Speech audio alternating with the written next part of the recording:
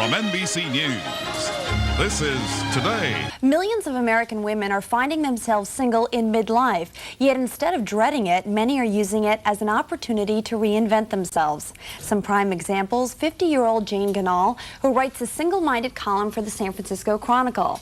Karen Schulman is 49 and in her first serious relationship 2 years after a divorce. And 53-year-old Ellie Fisher became a widow at 35 and is now the author of Mom, There's a Man in the Kitchen and He's Wearing Your Robe. Good morning to all of you. Good morning. Love the title. Jane, let's start with you. You started writing this article 3.5 years ago, and you said it's really been a very healing experience for you. Tell us a little bit about what your personal background was.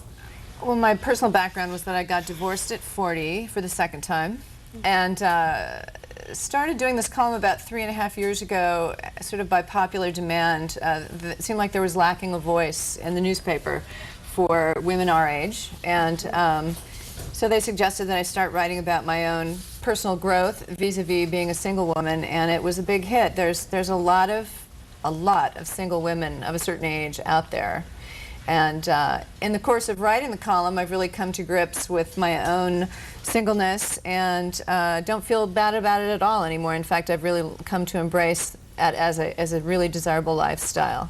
One of the things you say is, I'm about single women learning to be single women gracefully. Right. Why?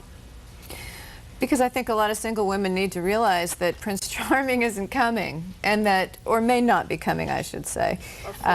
Yeah, I mean, I think we all know that I don't think any of us would reject real love if it came to us, but marriage as means to an end is no longer our raison d'etre, you know? I mean, I personally am just as happy with my friends and my daughter and my family as I am in a relationship. My mother has been divorced since I was 2 years old, and she's had relationships too, and she's very comfortable in her skin, and she says, you know what, I'm sort of set in my ways at this stage. I don't necessarily feel like I need that.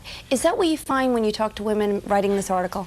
Yeah, when I write my Sunday column, I hear from a lot of women who say they're almost more worried at this point that they're so satisfied with the way their lives are and they can travel and they can do anything they want to, that it would take an extraordinary man or an extraordinary relationship to make them stop in their tracks, reorganize, and have to incorporate a man, you know, coming home to him at night and that kind of thing. And I think it was interesting listening to Diane Lane in this segment previously that stories about women of a certain age these days don't all have to be tied up in a nice bow that says marriage.